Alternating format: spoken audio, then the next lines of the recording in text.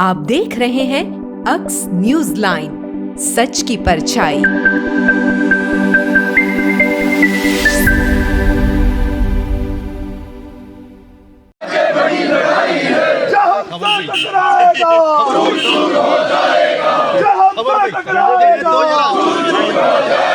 कल्याण board के अधिकारियों होश में आओ, होश में आओ, होश में आओ। कल्याण बोर्ड के अधिकारियों होश में आओ, होश में आओ, होश में आओ। लाखों रुपए ऐंठ कर मजदूरों को सुविधा देनी होगी, देनी होगी, देनी होगी। लाखों रुपए ऐंठने वाले कल्याण बोर्ड के अधिकारियों सुन लो, मजदूरों को सुविधा देनी होगी, देनी होगी, देनी होगी। मजदूरों को सुविधा देनी होगी, देनी होगी, देनी। ये लाखों रुपए का बेनिफिट अधिकारियों के लिए नहीं चलेगा, नहीं चलेगा, नहीं चलेगा। ये लाख मजदूर एकता जिंदाबाद, जिंदाबाद, जिंदाबाद। लाल झंडे को लाल सलाम, लाल सलाम, लाल सलाम। लाल झंडे को लाल सलाम, लाल सलाम, लाल सलाम।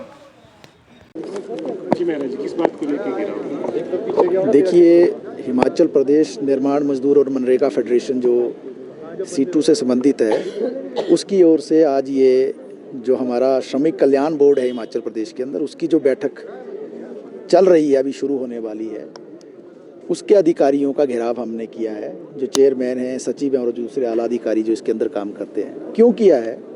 क्योंकि जब ये वर्तमान सरकार सत्ता में आई, उसके अगले ही दिन हिमाचल प्रदेश के अंदर जो लगभग 4.5 लाख लोग जो श्रमिक कल्याण बोर्ड के दायरे में कवर थे, आपको मालूम होगा 1996 में हमारे देश में एक कानून बना था निर्माण मजदूरों को लेकर, बाद में उसमें मनरेगा मजदूरों को भी शामिल कर दिया गया।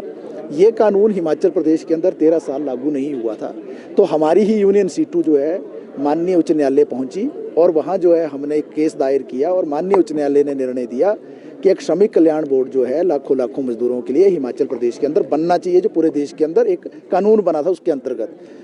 लेकिन इस कानून के बनने के बाद और श्रमिक कल्याण बोर्ड के बनने के बाद जो लगभग 13-14 साल जो बेनिफिट मिल रहे थे मजदूरों को, जब ये सरकार सत्ता में आई, अगले ही दिन पहला निर्णय इसने जो लिया, ये सारे के सारे आर्थिक लाभ रोक दिए। ये मजदूर कौन है? ये सबसे गरीब मजदूर हैं और इसलिए जो है इस श्रमिक कल्याण बोर्ड के अंतर्गत जो मजदूर रजिस्टर्ड होता है, पंजीकृत होता है, उसके बच्चों के लिए स्कॉलरशिप का प्रावधान है। अगर उसके घर में बीमारी हो जाए उसके लिए मेडिकल सुविधा का प्रावधान है। किसी की मृत्यु हो जाए तो मृत्यु के लिए राशि का प्रावधान है।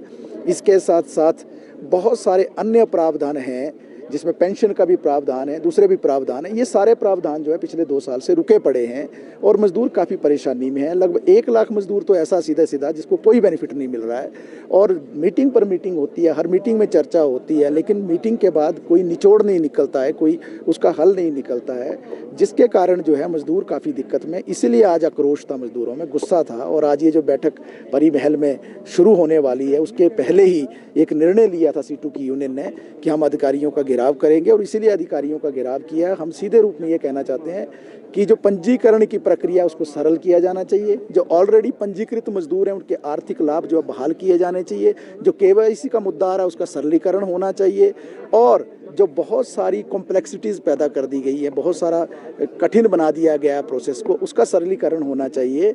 अगर ये सारी बातें नहीं होती हैं तो निश्चित तौर से आपके सामने ही हमने चेयरमैन और सचिव को कहा है कि अगर इनका समाधान नहीं होता, आने वाले समय में एक बड़े आंदोलन की ओर जो है हम हिमाचल प्रदेश के अंदर बढ़ेंगे और ये लगभग लाखों जो मजदूर हैं, ये जगह जगह जहां अधिकारी जाएंगे इनके, जैसा आप चेयरमैन साहब कह रहे हैं कि हम जिलों का विजिट कर रहे हैं, तो जाएंगे तो वहां पर इनका मुकाबला जो है मजदूरों के आंदोलनों से होगा। इसलिए बेहतर ये है कि आज की जो बैठक है उसमें इस संदर्भ में उचित निर्णय लें और मजदूरों के आर्थिक लाभ जो है उसको तुरंत जो है बहाल करें।